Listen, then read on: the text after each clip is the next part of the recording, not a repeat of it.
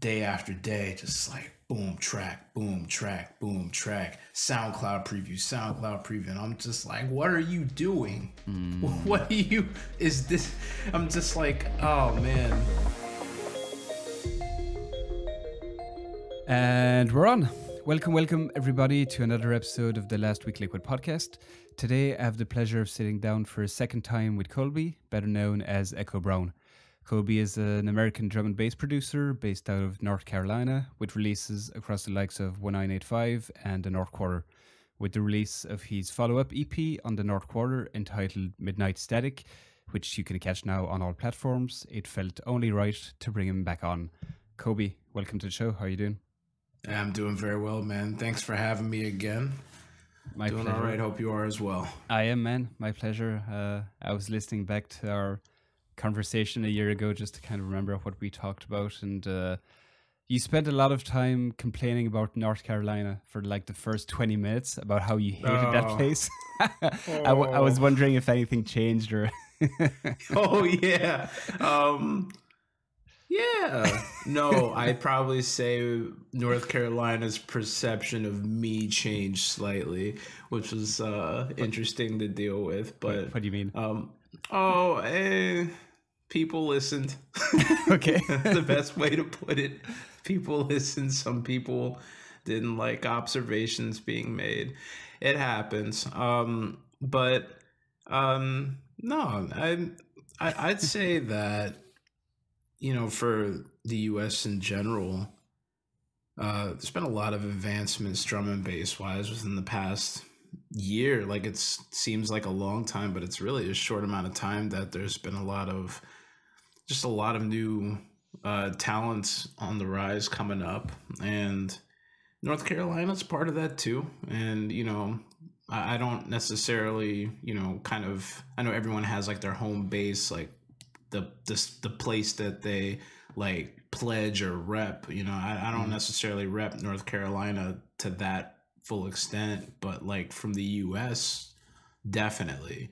And I happen to live in a state that's a part of that, and I think it's great. Yeah. Any plans to move to the UK? I know you mentioned that briefly in passing last time we spoke. I really want to. I really, really want to. Oh man, it's kind of hard to gauge, you know. Yeah. Ask me in 5 years. That's like the realistic projection for me. Like, ask me in 5 years, I might be out there, but in the meantime, I'm over here. Yeah, it's a hard one because in Europe we always forget how like blessed we are to be able to just move around across countries. And if I wanted to live in, I don't know, Portugal for a year now, it would be like dead easy. You just move there and keep working. It's the same currency, same visa, everything. Right. When you're moving across the Atlantic, it's another deal. Yeah, it's a big move.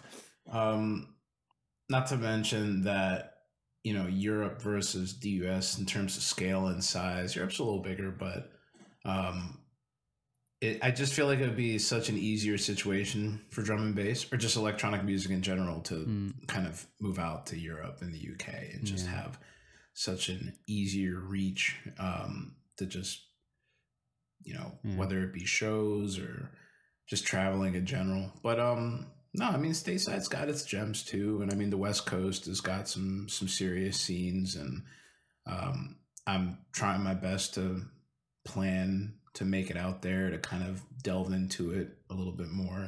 And but yeah, we'll see. London might happen. It's definitely on my bucket list, like at least for a couple years. Let me just live somewhere that's not the US, but you know, that's the thing. It never has to be like a lifetime commitment. You can just like try it out. Obviously it's work to move, but it can just be something you try out for a few years. If you don't like it, or if it's too hard, whatever, move back. For sure.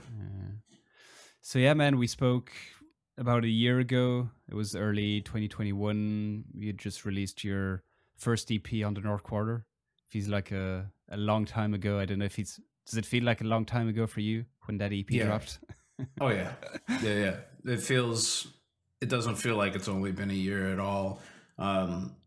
Because I mean, I had like 4 to 5 other projects drop last year after it, and I'm not used to that kind of release schedule, like the frequency. So, uh, yeah, like within, I think it was like 5 or 6 months straight, it was just one release, 2 releases like over a weekend that conflicted with each other, then another, then a single here, then a remix here. It's last year was like, ironically, given even with COVID, it was like the busiest year I've had musically. So I was yeah, but it definitely feels like a long time. Yeah.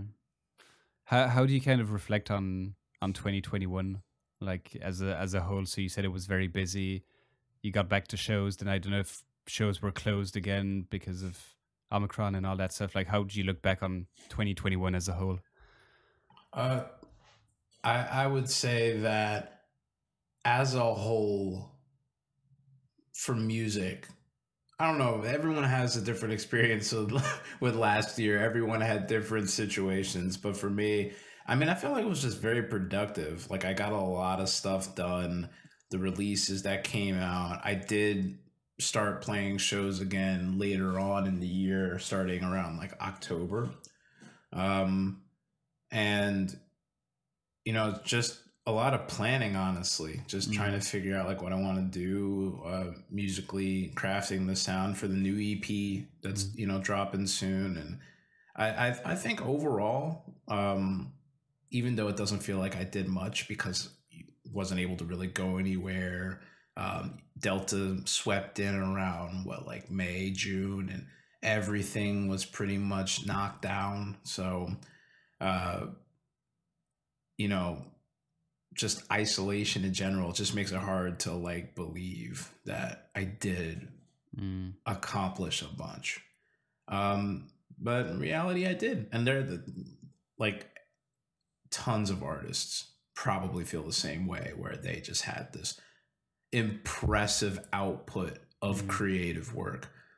And because they didn't really travel, or they weren't going into an office or traditional studio setting, and all these different things weren't happening like they would have pre-COVID, it maybe feels like they didn't accomplish that much. But in reality, like, no. Last year was a year for a lot of people. So yeah, for you too, man. I saw you having those releases too. Yeah, They just were good tracks. a few. Yeah, a few. I had a.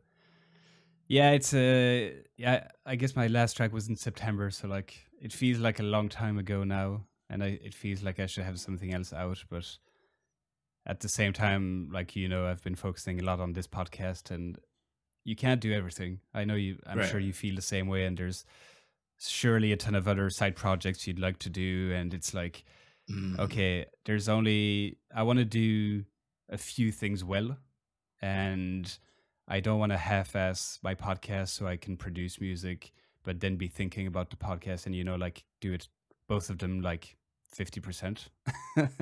So yeah, I haven't written as much as I wanted to, but I'm happy with the tracks that came out. Like, I'm grateful for the collabs I managed to put out and the labels that put out my music. So yeah. Like, you made tunes and you released them on labels. Like, kudos, man.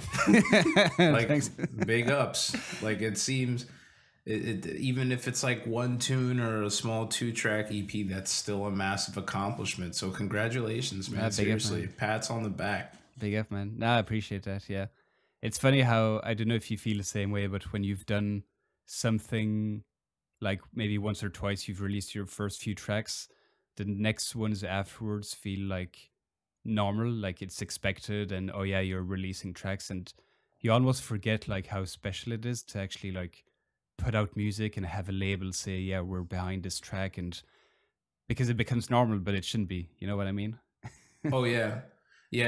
No, totally relatable. And half the time it's songs that you have zero confidence in are the ones that they're like, this is it, this is the one, this is gonna be the one that's gonna like make you, and you're like, there's no way. Yeah. There's no way. And yeah, no, I feel like most artists have that, where, you know, especially if it's a big project that's hyped up, there's massive promotion campaigns, it's getting, you know, featured on all these different playlists and stuff, and then you have like these little offshoot tracks where you're just like, I don't think that's going anywhere, but then it does. Yeah. And you're just like, oh, great. Yeah. And then just keep up the momentum until the next big release that comes along later down, and then another one and another one. Yeah. So yeah, for me, the thing that I have the problem with right now is some of y'all just produce so much music within a short period of time, and I have no clue how any of you do it. I could say I'm trying to be like much more optimistic and like positive of like, I can do this, but like also knowing like I would burn out in a week if I was making like, there's some people that are just like, yeah, I just made track number 70 in the past 3 months, and I'm just like, shut up. What do you mean? Like, I think but then again, it's like comparing yourself to others, right? Yeah. You don't want to do that, because that'll put you in a particular mind state that'll kind of set you up to kind of fail in a sense. But it's like, perfect example, halogenics. He came up in the last podcast. Yeah, I was going to say, you talked about yeah. He's probably still not listening, but yeah, that's all right, man. One day you're gonna have him on this podcast. I'm knocking on wood right now. That's happening. Cheers. And he had an Instagram post a couple of months ago where he just showed off his tunes, and it was like it's been a busy year.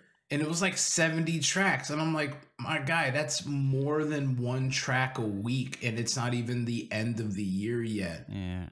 I would have, like, I'd be living in a cardboard box because I wouldn't have time to work. Yeah. But I don't know. Then again, excuses, right? And it's like, but like, that also doesn't work for me either. No, exactly. Like know. that. Yeah. Like in the end, maybe that shouldn't be like an objective. Like, to write, like, should that be an objective? I'm not sure. Like, we're all different. We're built.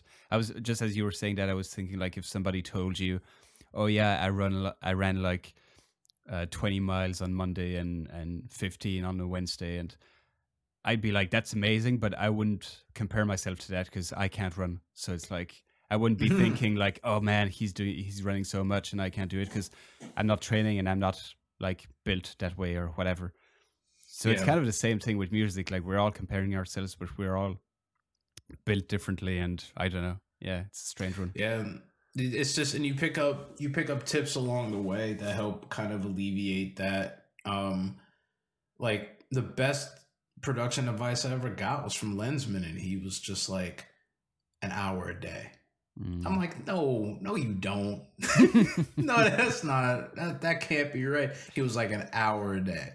Just wake up and make music for an hour a day. Set a timer, get it done, dip out, watch what happens.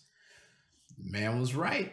Oh, so not more than an hour, just 1 hour, not more. Yeah, well, I mean, obviously, if you hit a flow state on it, you know, might as well put some more work in. But the like setting that hard minimum of like 1 hour every day, like. Some people could watch a Netflix show for an hour. You can go and make music for 1 hour, and you still have 23 hours left, you know, 15 if you take sleep away. So it's like, it's just, you know, building habits around it. But also, you could just be that weird person that just like, you produce 30 tracks in a week. And you just sit on them for 8 months because they're all hitters, like they're all bangers, and you know that they're gonna make moves. I'm not that person. No. I'm definitely not that person. But there are some people out there. Actually, a fellow U.S. homie of mine, CLB, it's another. He's that's one to keep on the radar for sure. CLB, he's doing some stuff. Shout out to Max. Drum and bass, or Oh yeah. Okay. He does a bunch of different genres, Yeah. but he's had some drum and bass tracks that like them things come on, and I kind of have to like stop what I'm doing and just kind of like, oh Uh, shit. that's the direction Um, you want. yeah, he's a fire producer, but like I'll see his Instagram and like day after day, just like boom track, boom track, boom track, SoundCloud preview. And I'm just like, what are you doing? What are you, is this? I'm just like, oh man. Not like, what are you doing? Like, why? Like, that's like a bad idea. Like, No. no, it's like, how What's are your you trick? doing this? Give me your secret. Tell me. Yeah. So, but then again, it's like, we all got our differences in terms of like what we Yeah. got to do, so. Yeah, and dude, like you're talking as if like you didn't put out any music or something. It's like you had your EP early last year, then you put out a bunch of like two trackers and compilation tracks and stuff like that. And now you have another EP on the North Quarter. Like Yeah, well, it's what more like, do you it's want? just like, right. It was just like what you were saying earlier, where it's like, you put something out in September and it feels like it was such a long time. And like Yeah. the last track that I released was, I want to say like August. Mm, I had that remix on Focus mm. for Valiant Yeah. MC, Josiah Scribes HD, and Cyberpose, because that was the other guy on there. Yeah. And yeah, it just felt like forever. And then this EP came through, and I'm just like, but in my mind, I don't know why. And perhaps maybe, you'll find that trend in other artists as well, perhaps even yourself, where you hold certain releases in the limelight in your head. Yeah. Like Struggles was the release last year that I was just like, this is the pinnacle of what I've done so far. Yeah. Like, I can only get better from this point of reference. Like, I had a track on 1985 last year. Like, it doesn't, like, maybe I'm just thinking, like, I can't believe that happened, because Alex Perez is like my favorite producer. Yeah. Like 1985, I've been following since the beginning. Same thing with the North Quarter though. So it's like, but that, just knowing like how Struggles went, I just know like the next thing that I'm gonna make has to have the momentum of that. And that's such a crappy way to look at it, like everything that I put out last year was a serious accomplishment. Yeah. It's hard. I feel like a lot of artists feel the same way. It's hard to, sometimes it's just hard to strip it all back and just look at the reality. Yeah. You created art, and it's on a platform that people interact with. Therefore, you are an artist. And if you want to be an artist professionally, you are actively doing it. You are doing what you love. Your passion is this. You're living the life. Yeah. It's really hard sometimes to realize that as like, that's what's actually happening right now. I have that same problem every day,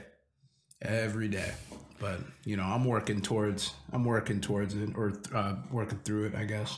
Yeah.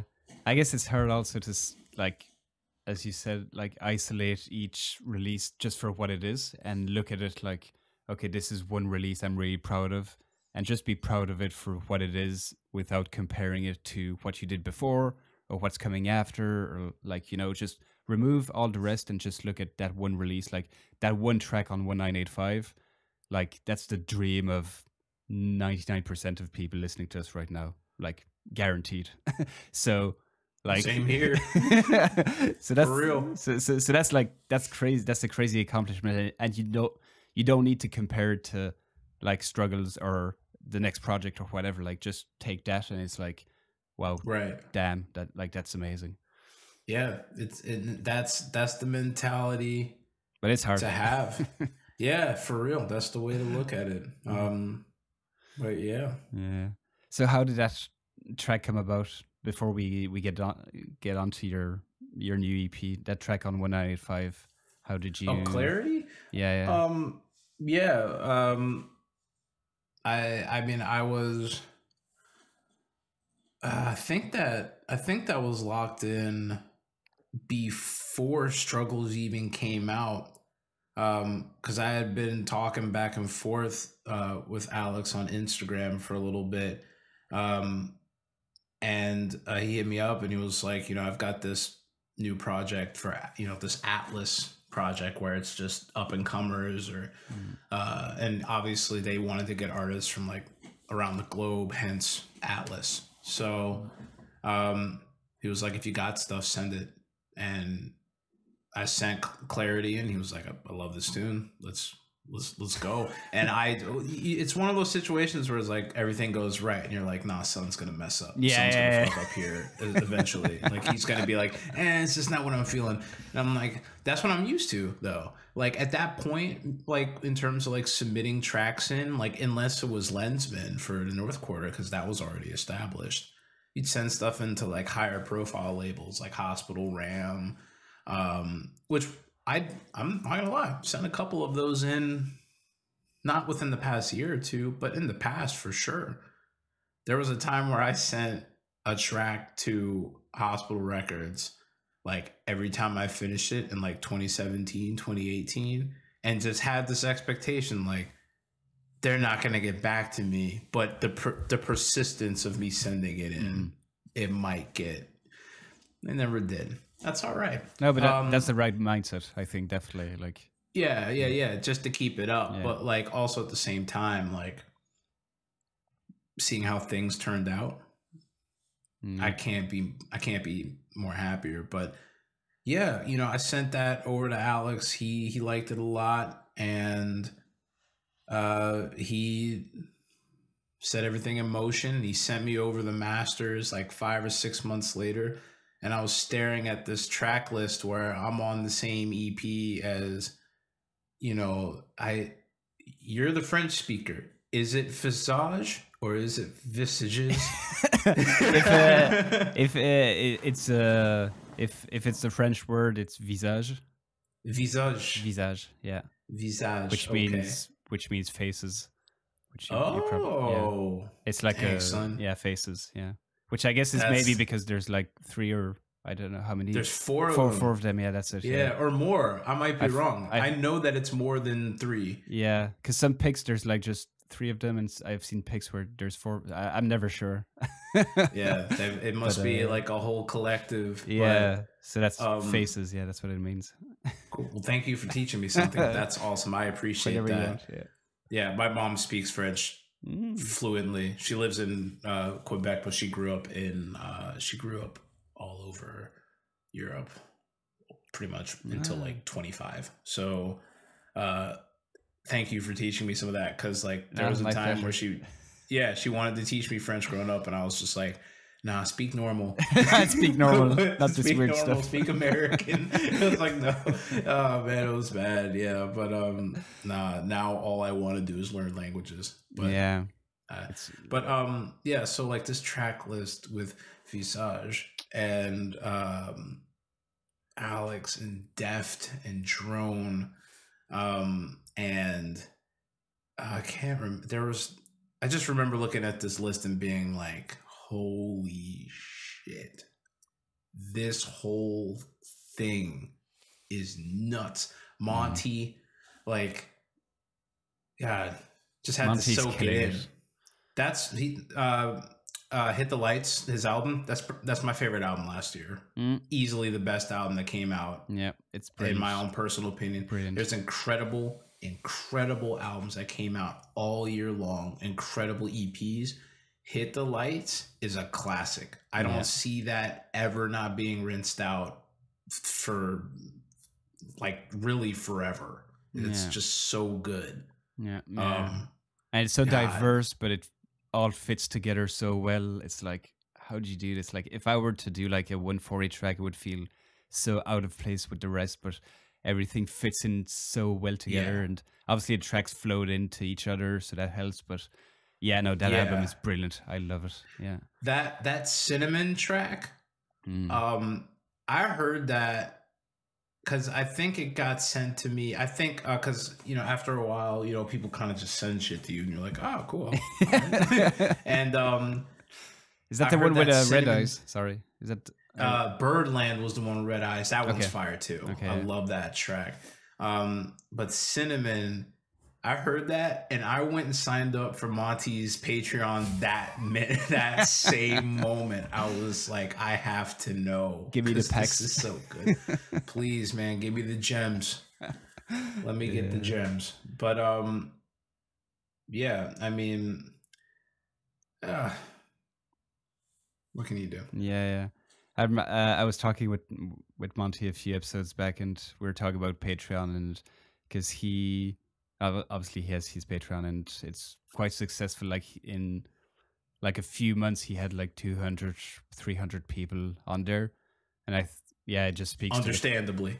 it just speaks to the quality of the stuff he puts out, and just the quality of it. People want to learn from him, and it's actually it's something we haven't spoken about last time. Like Patreon, is it something you ever thought about, or are you thinking about it, or?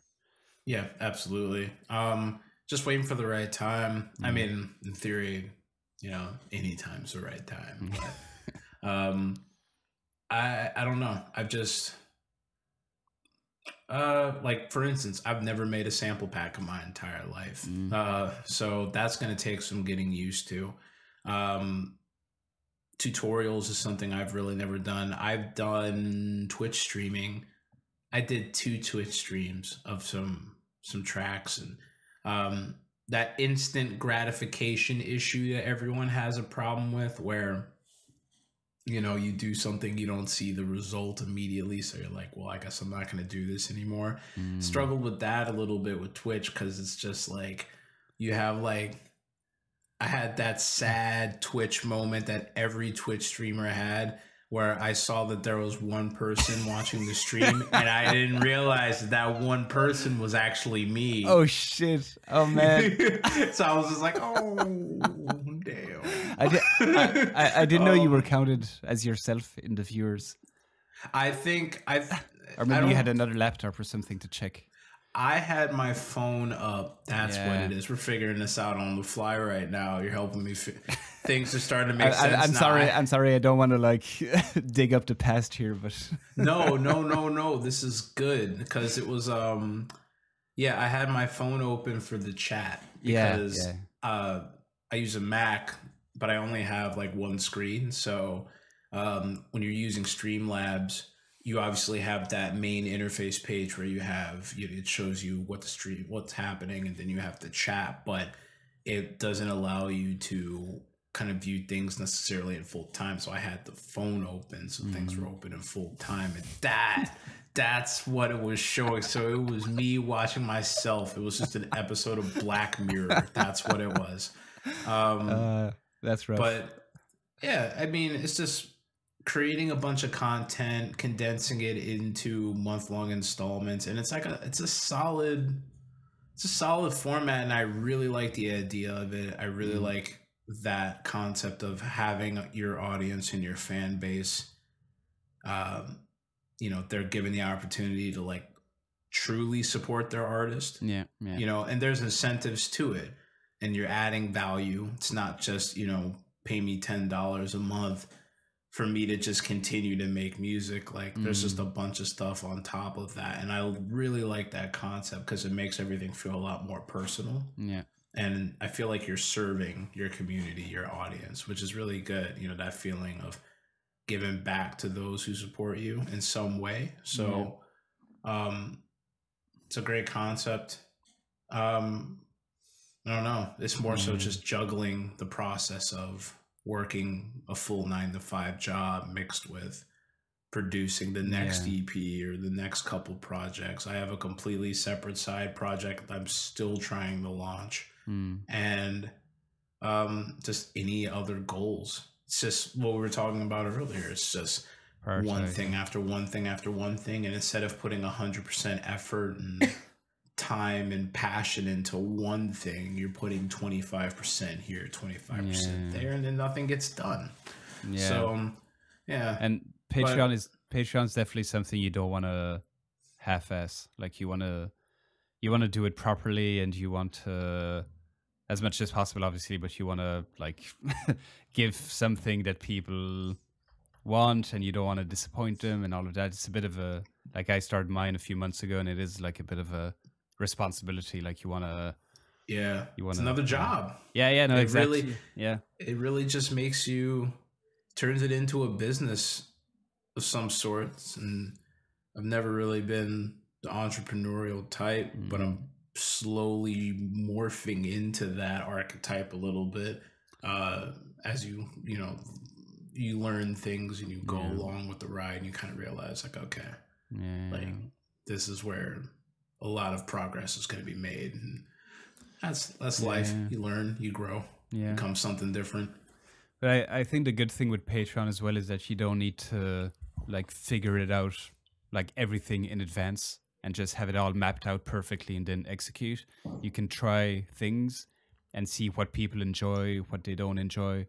Like maybe they don't really want, I have no idea, but maybe they don't want sample packs from you. They want like breakdowns of your tunes. Like I'd love to see breakdowns, for example. And so you can kind of figure out as you go and try new things, adapt your tiers. Like it's not, obviously you need to have some IDs ahead of time, but you see what I mean? Like it can be like an evolving project as well. It doesn't have to be this huge thing. Yeah, it's like it kind of seems like the anti-creative process where you're using your creative property to profit a little bit, but not saying that in a bad way. I think it's just the way that thinking of providing this content to people, delivering this to your audience.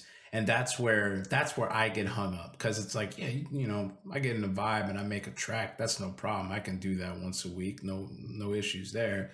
It's more so like, all right, I need to now make a video detailing everything that went into making this track. And then, because that requires me to have video editing skills. Like that's another goal and skill set that you have to, if you're piling them up, 25% of this, now it's 15%. But then again, I'm listening, like I hear it and it's like, there are tons of people that do it and their lives are 20,000 times harder than mine. Like I find it very hard to complain about these things. So really all I got to do is like take the risk. And I think most artists should do that as well. Yeah. But I think it's the future, definitely in music, 'cause there's so much talk about not earning anything from music and having to tour and all that, and being able to create those connections directly with people and allowing them to support your music, your career directly without any intermediary. Obviously Patreon takes a cut, but it's more or less direct.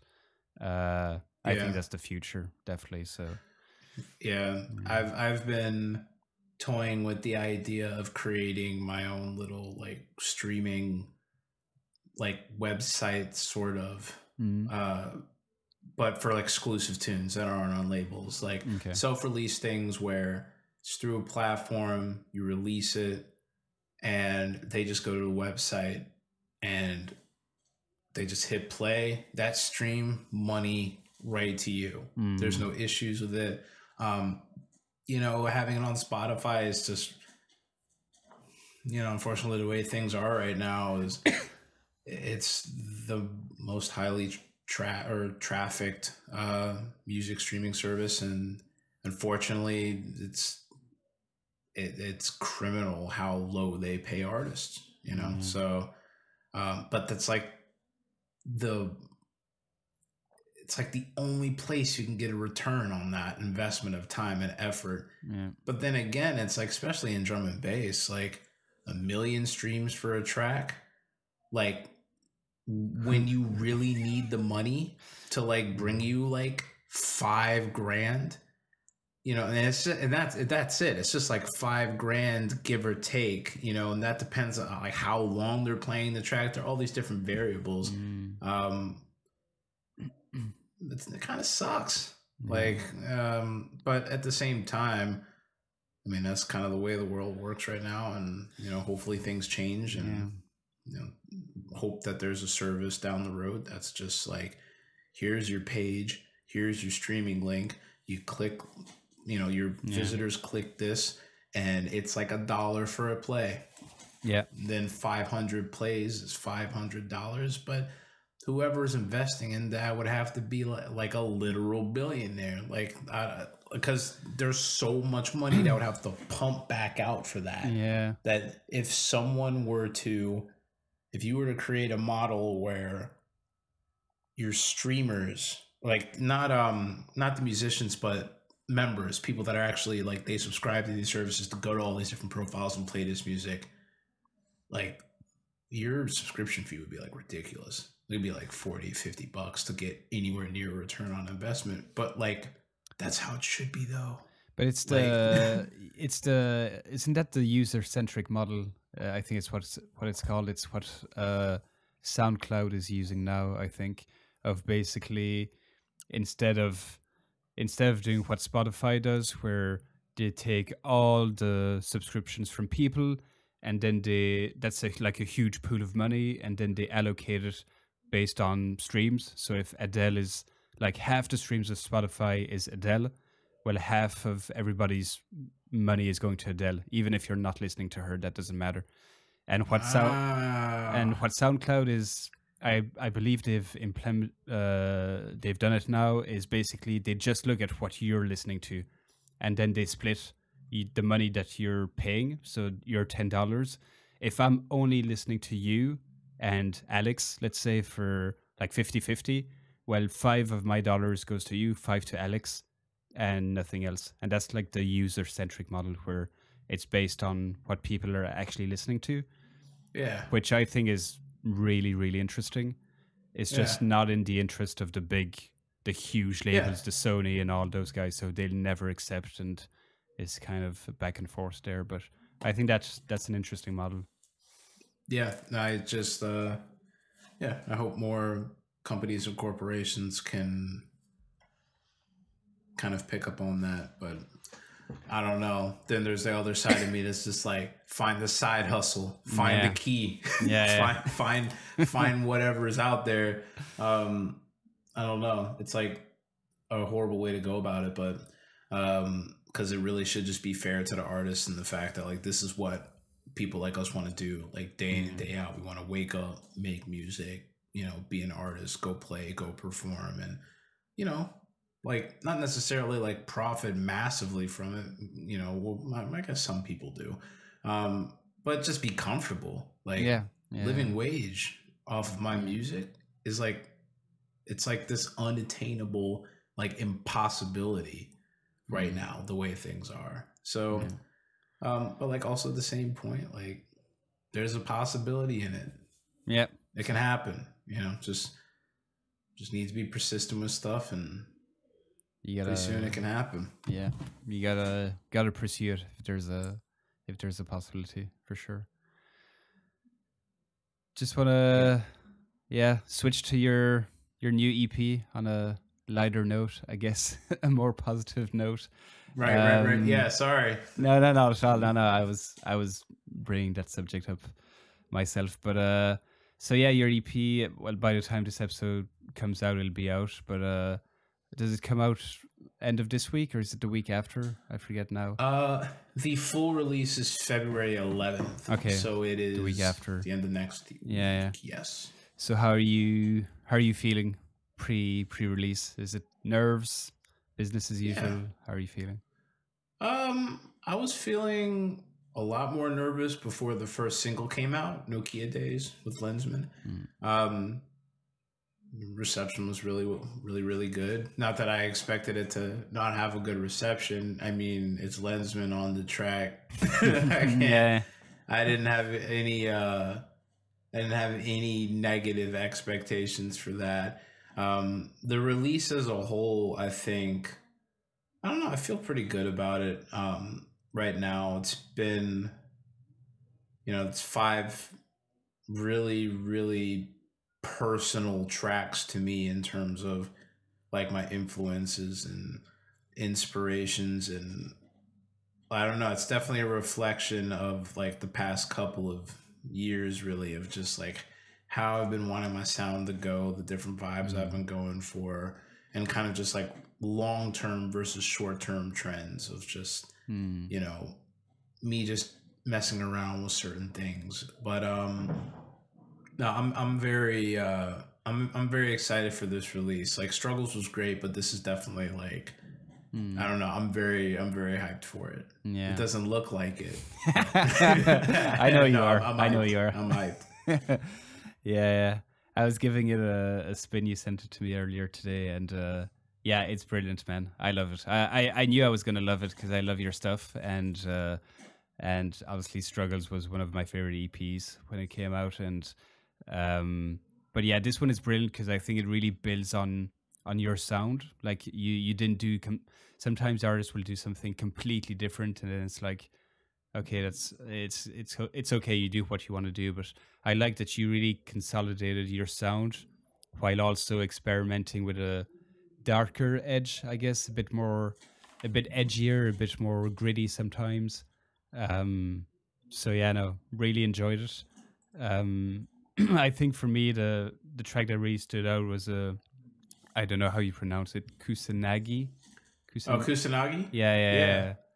I appreciate it. Oh, first things, appreciate you, man. The kind words, they mean a lot. Thank you. My pleasure. You know, we've had this conversation already earlier in this episode where it's just sometimes you can't, there's a lot of doubt, you know, when these releases come through, you just never know. But no, seriously, thank you. That makes me feel very happy, warms my heart. I'm glad you like it. Kusanagi, yeah, man, that's the classified, the banger, the hitter on the EP.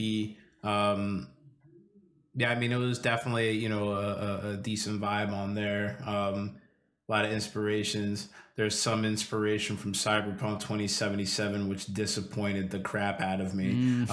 But no, man, I don't know. I just wanted like a deeper, techier vibe, and kind of just, yeah, I don't know. It turned out good, man. I'm getting good feedback from it. It's definitely one of the standout tunes of the EP, and I think it's making some moves. Yeah. What does it actually mean? I didn't look this up. Kusanagi. It's a Japanese folklore about a sword. Okay. There's like this massive folklore behind it regarding, I think the sword like collects souls and stuff. I'm not entirely certain on that. To be completely honest with you, I learned that after the fact that I sent the name in with the track. I originally named it after, I don't know if you're familiar with Ghost in the Shell. Just by name. The anime. Yeah, the main character's last name is Kusanagi, and she's like a total badass, like cyborg. And that's like, I was watching a lot of like Standalone Complex, and like the original film, the original anime film from the 90s, and then couple that with playing Cyberpunk. I was just like, this is it, this is the vibe. I'm inspired right now. That's what story. Happened. Yeah But then like actually getting the kind of like the real life like folklore backstory of the sword was like, oh, that's kind of cool. All right, I don't know how that's gonna play in here, but you know. No, I really dig that track because again, it's like, it's still your vibe. It's still moody. It has the like chord changes that are kind of vibey and all of that, but then it's a lot heavier than anything you've put out really recently, I believe. So yeah, that's the stuff I've been trying to make, man. Like that's the stuff that I have been working years to just find, like what, like I know I can hear it and I couldn't notate it. And I guess skill set wise, I think it's gotten very, just like a little bit better for me, a lot more sound, and yeah, that was the result. It feels good now. So hopefully a lot more tracks on that vibe coming soon, for sure. Yeah. But no, I'm glad you like it, man. Seriously, thank you. Like, I'm glad people like it because I really like that tune. Yeah. No, I think it's gonna be the obviously because it's probably the one that's gonna be played more live, but I think it's gonna be the one with the most success from the EP. But I just want to switch to Patreon questions because obviously I let my patrons ask questions to my guests now, and I Oh got yeah. in a ton of questions for you, Oh wow, cool. which makes my job easier, as I always say, because they just come up with questions for me. So, but there was yeah, just quite a few questions on the EP and the singles that already came out. So Harry, for example, was asking what's changed within your music between your previous North Korea EP and this new EP. It's kind of a general question, but Like what's changed musically?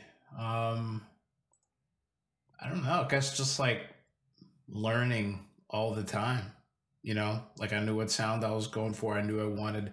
It was submorphics that gave me this description. I was like, you nailed it. Gritty lo-fi chords with tight drum programming, and I was like, that's exactly that's what it is.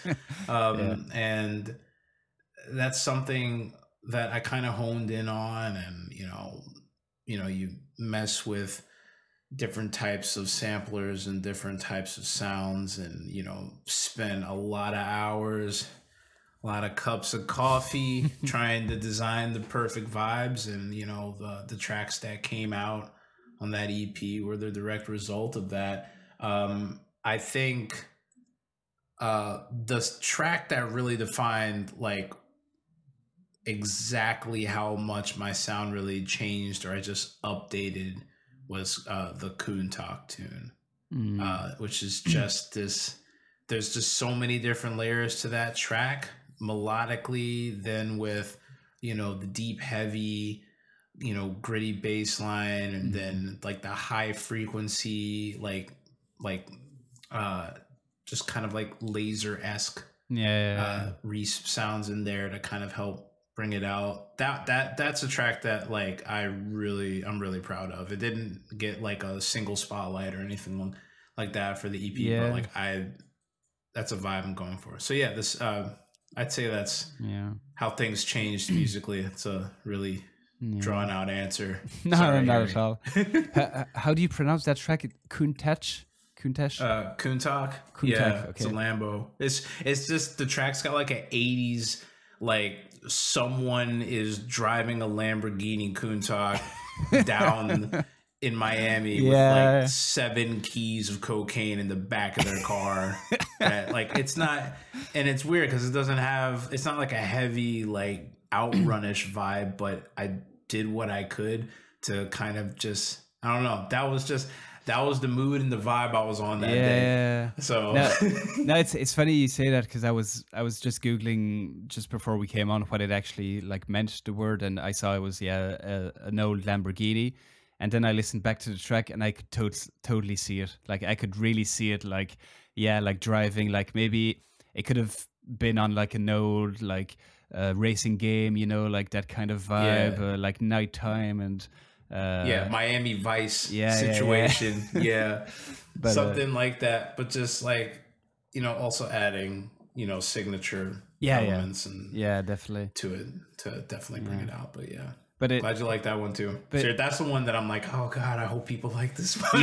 But it's funny because I think like again I listened to the EP like once straight, and the Japanese one, I keep forgetting the name. That's Kusanagi, sorry. That's the one that stood out because it's like an obvious one. And the second one we're talking about, Kuntak, didn't really stand out that much. And then I listened back to the EP a second time, and then it really stood out like the second time I listened to it. And because then like all the different, like all the complexities and the layers kind of came out more. I was paying more attention to it. And the second time I listened to it, I was like, this track's a vibe. Like I really enjoyed that one. It's like, so I hope people will enjoy it. Like if any people listening to this, like listen to the EP twice in a row, and then you'll give it some time, man. Exactly. I appreciate that. Seriously, thank you. But honestly, there's a ton of great music. Like it doesn't always like hit you the first time, and you listen back to it maybe a second time, a third time, and you're like, fuck, I really dig this. Like you kind of get into it. You know what I mean? Like, it's a slow burn. Exactly. So Harry was also asking any new processes or major themes that you were exploring with this new EP? If it's a similar question or Gritty lo-fi chords and tight drum programming. Thanks, Greg. All right, what else do I have here? I have a bunch of questions. Nate was asking, where does the Nokia Days vocal come from? Oh man, Can you say? no comment. You can't say. Yeah, the story behind that is that both Lensman and I were like, I don't know if that's gonna fly, but we'll do it. Okay. So I don't know. All right. So we'll see. Maybe I'll shift. Not really. I'll shift the question because I love your like vocal samples, and I always feel they fit really great into your tracks. Do you have any tips for people on finding vocal samples just in general? Because I know it's a struggle to find stuff that hasn't been used or that's not too cheesy or stuff like that. Yeah, there's there are a couple resources that I use when I first started kind of getting stuff signed, especially the North Quarter. I mean, Loop Masters.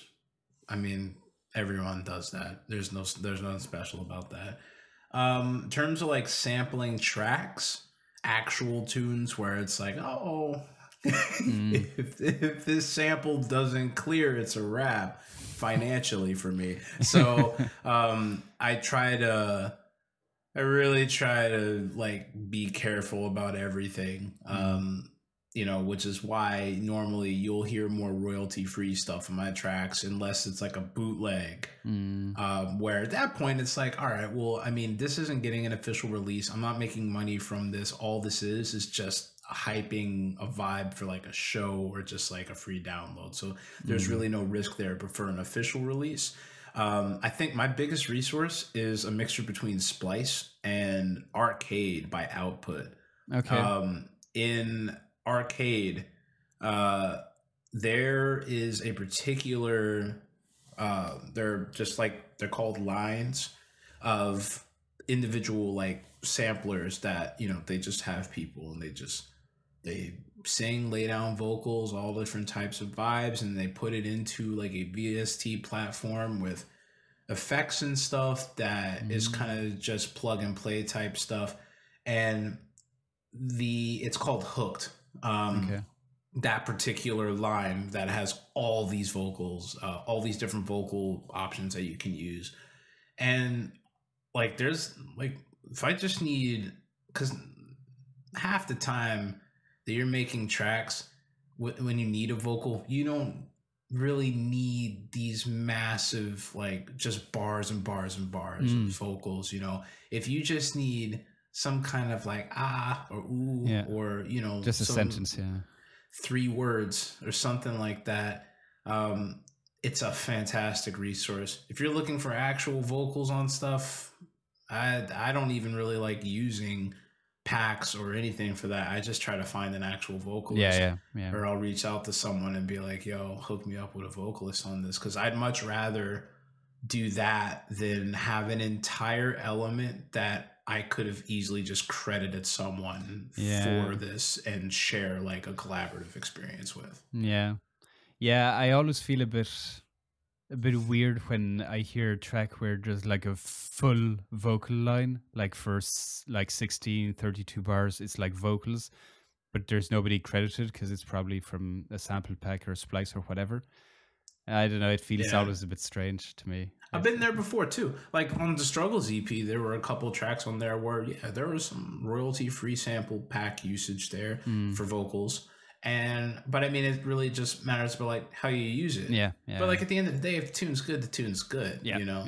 If you'll have artists that do that, but the instrumental is incredible, and it's like, all right, I can't really complain about that ever. So there's a lot of artists that do that, but especially now that I have access to more resources with the label and stuff, and the people that I have been very blessed and fortunate to be connected with, I'd much rather just connect with actual vocalists and just be like, you know, I don't know. I mean, I feel like the only exception is like, and this isn't me jabbing anyone. It's just like, there are just certain MCs that like, I don't know.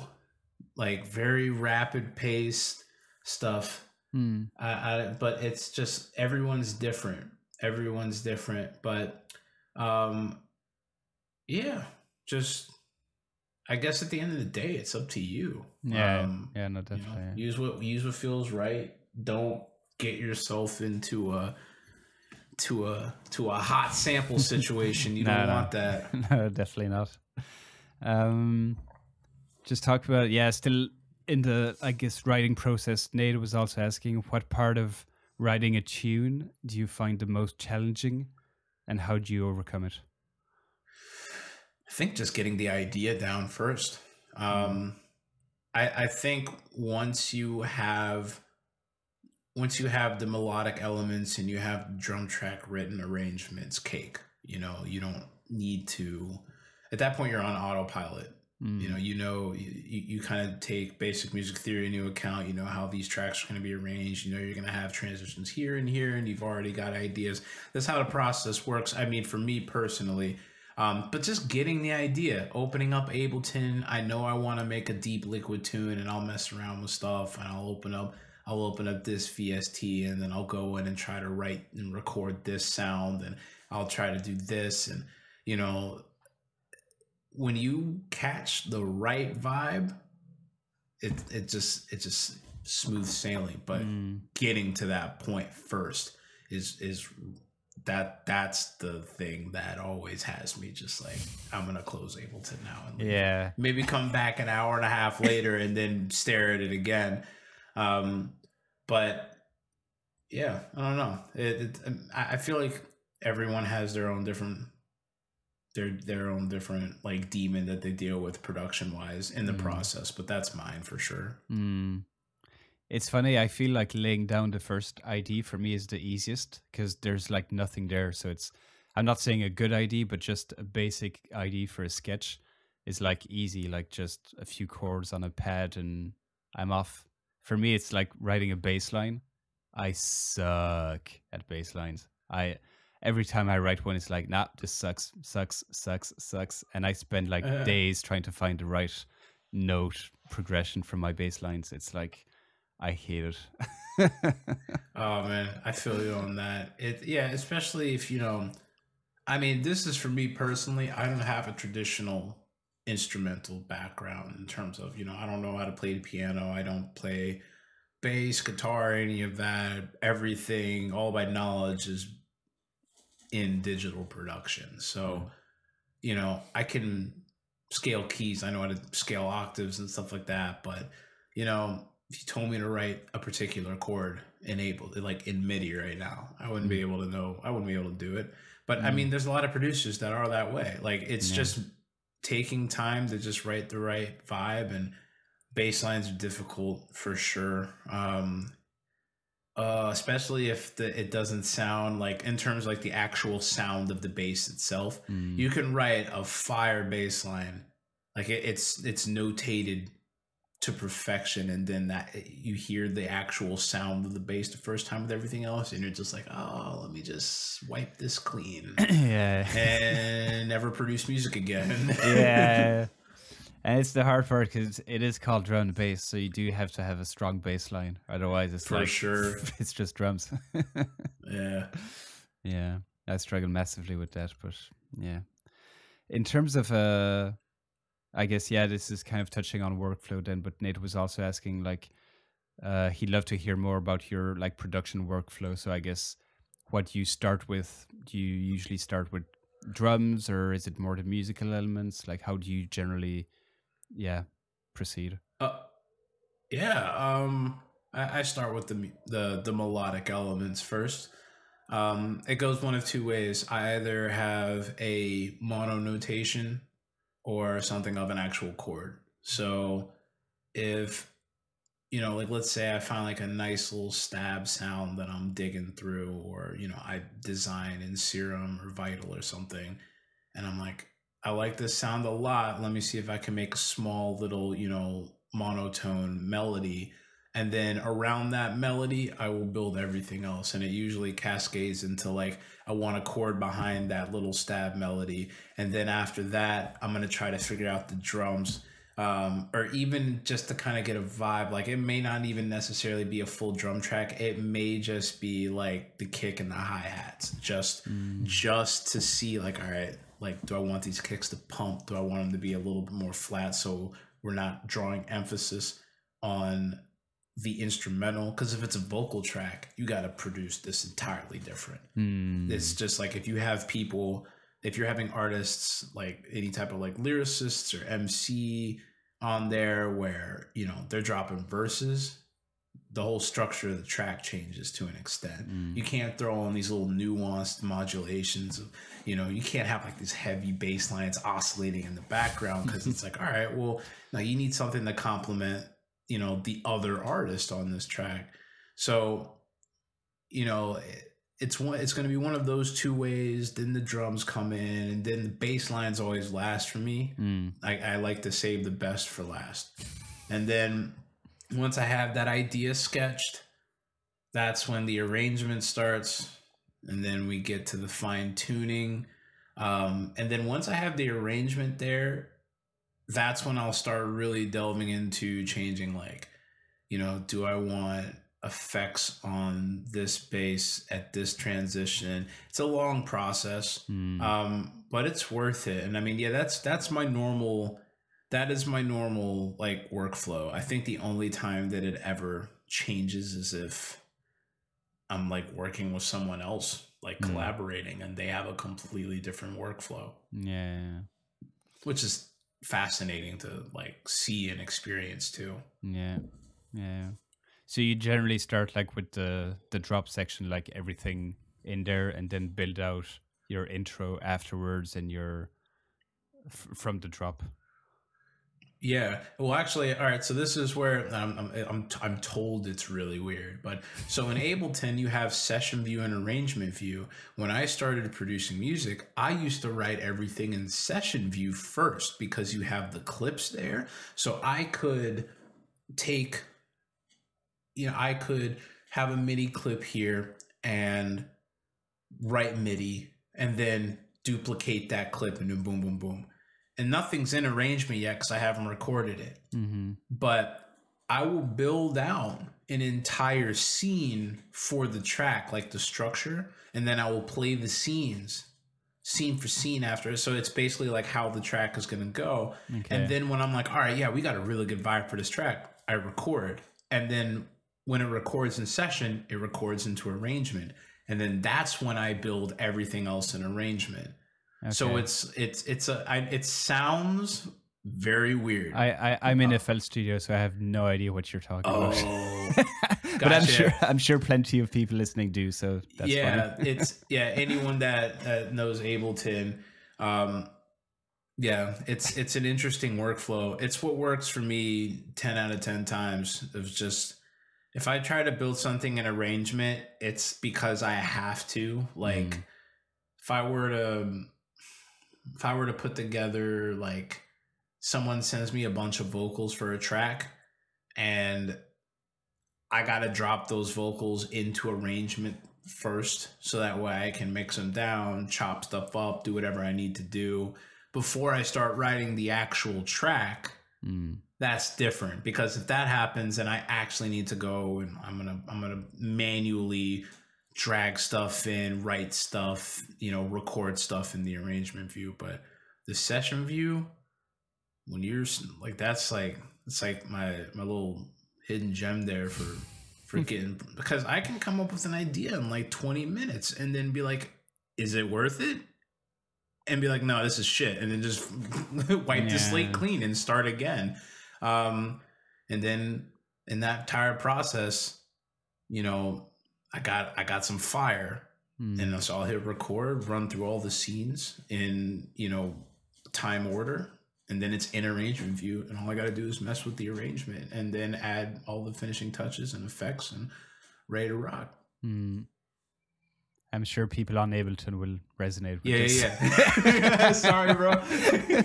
I just have like the playlist, like in FL, it's like you have the playlist with everything, and then you drag in your different elements, and I have no idea. You only have the you only have like an arrangement. I guess view. The playlist is like the arrangement. You see your entire track, and then you have all your tracks stacked vertically, and I don't think there's really any other way to see your track, like the entire track. There's no other way to do it in FL, I think so. Right. Yeah, because the session view in Ableton was originally, I mean, it's for live or something. Forever. Yeah, it's for live performances, so people can literally, like, I don't know if you've seen like the Ableton push controller. The one with they have like the round things and with the buttons on it. Like the 64 button pad. Yeah. So from session view, people can literally just, you activate clips on session view. That's how everything is operated. And you hit a button on that and it will activate that clip and it will play it. And you can play a clip from this track, a clip from this track. You can have all these different things. You can mess around with all these different configurations of the track. But I just happen to use it for producing too. It's kind of like a little, just makes the process easier creatively. Because if I have a certain idea for a track, right, I can easily just duplicate that and then make a completely different idea in a different clip. And if that vibe's better with the original situation I wrote over here in this clip, boom. And then I just record, arrange, and then we're ready to rock. That's a great tip. I've never heard that. I don't know if anybody else does that. I'm not sure. I like it. I'm not sure that's what the session view is meant for, but if it works. Oh, it's not. It's totally unorthodox, but I've done it. The moment I opened Ableton 11 years ago, I've been doing it. Yeah. If it works for you, man, who cares how it's done in the end? Like, it's right. Right. Yeah. Brilliant. Gonna slowly close this off. I've got one or two other questions. One of them, we touched a lot about it in our previous episodes, so people can go back to that when it was more on the drum bass scene in the US. And Elliot Telamic was asking, what's the more soulful drum bass scene like in the US at the moment? Have you seen any like evolution over the last year we've spoken, and how do you see it? Yeah, I think I'd say so. There's definitely been an increase of that, but also, there's also been an entire, soulful liquid scene here that I've never really been able to like experience comprehensively because, I mean, we're so spread out. Like, it costs me a $500 plane ticket to go to California, which has easily one of the best, like the entire state is like, I would say, the hub for drum and bass in the US. Los Angeles, San Francisco, San Diego, each of those scenes are hot. Just, you go to Respect in Los Angeles, it's gonna be packed. They have top tier artists every week, every month. It's just hard to compete with that. And there are a lot of liquid, soulful platforms that have the same effect. But a lot of these platforms also book the same, like, super, like, high energy, like, neurofunk artists. So really, it's just who's ever backing the platform. So, you go to something like Respect again, for example, you'll have someone like Black Sun Empire and that place will pack out. And then the next week you bring someone like Red Eyes through and the place will pack out because it's Respect. And it's, oh man, like, well, I mean, one, it's Red Eyes. So if I have an opportunity to catch Julian play, I'm gonna go do that. If I'm a neurofunk head or like an OG jungle head or just like a liquid guy, like, it doesn't matter. Like, people kind of just back the platform. But then also, I mean, preferences are there too, so it's just, it depends. California was definitely the one I would say has a really, really vibrant liquid deep soul scene. I've seen one show there in my entire life, and it was the best drum and bass show stateside that I've been to for liquid. It was LSB, Submorphics, Spectra Soul when they were still around, and Random Movement. That's quite place the lineup. was. Dude, place was bumping, and it was like on it was a Saturday, so yeah. But no, there's tons of pockets where you'll go and you'll have your dedicated scenes. There's a solid, maybe 50-60 people here in like the Raleigh area in North Carolina that are really about liquid, that they really like it.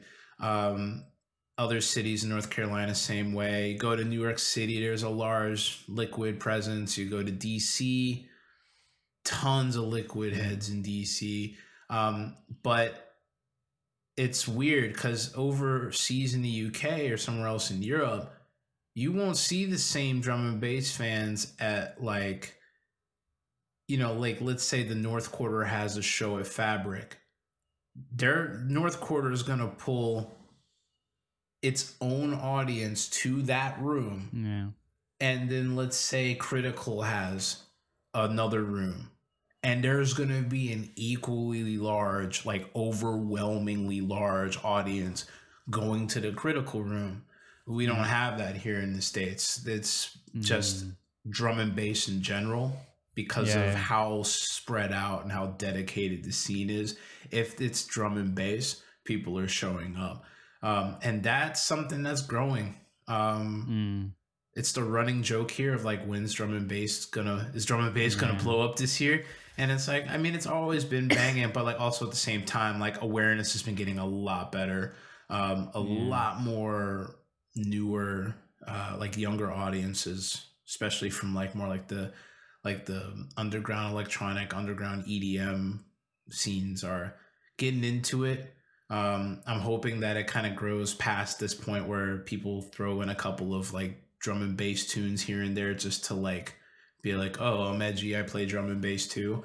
And into like, we're gonna have a drum and bass producer or performer on this lineup,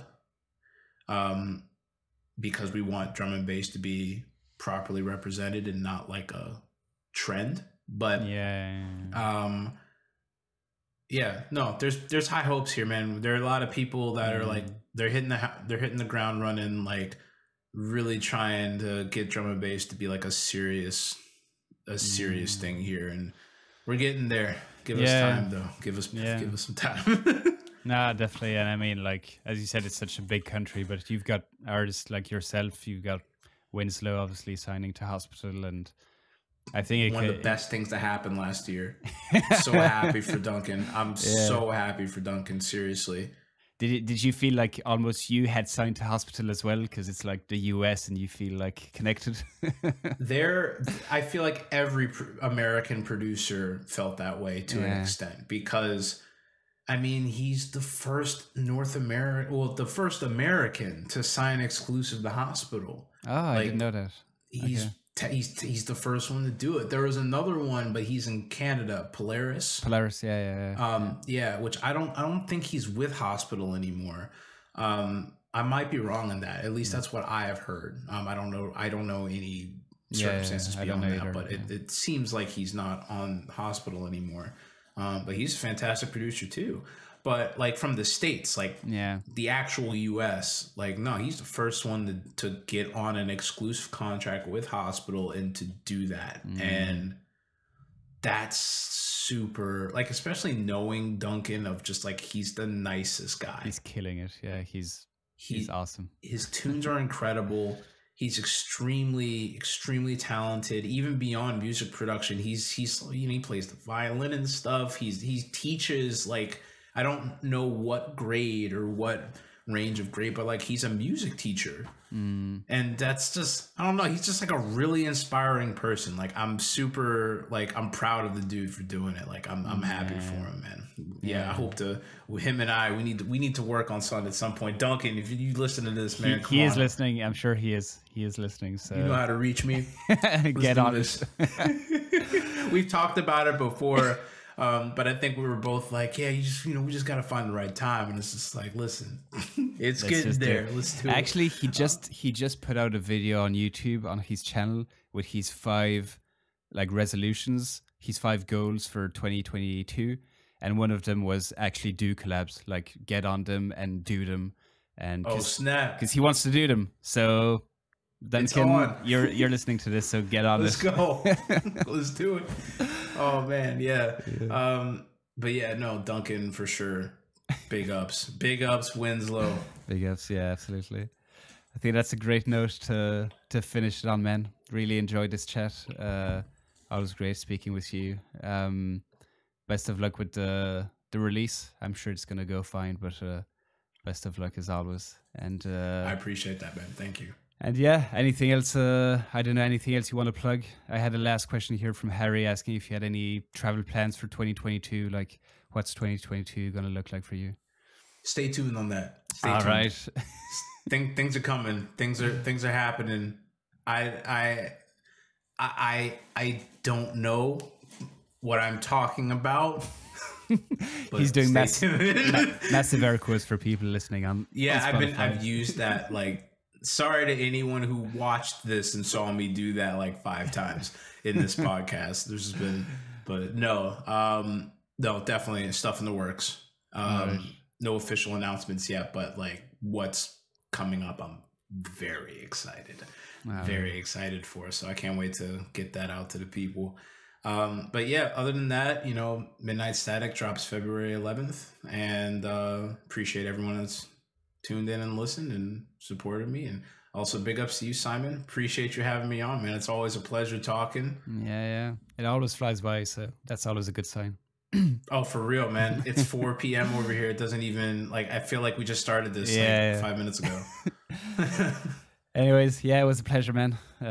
Best of luck with everything. Get on that Patreon, because I know people want it. I know there's demand for it, so it's coming, man. Yeah, it's coming. And yeah, all the best, man. All right, same to you, man. Appreciate you. Cheers. Bye-bye. Cheers.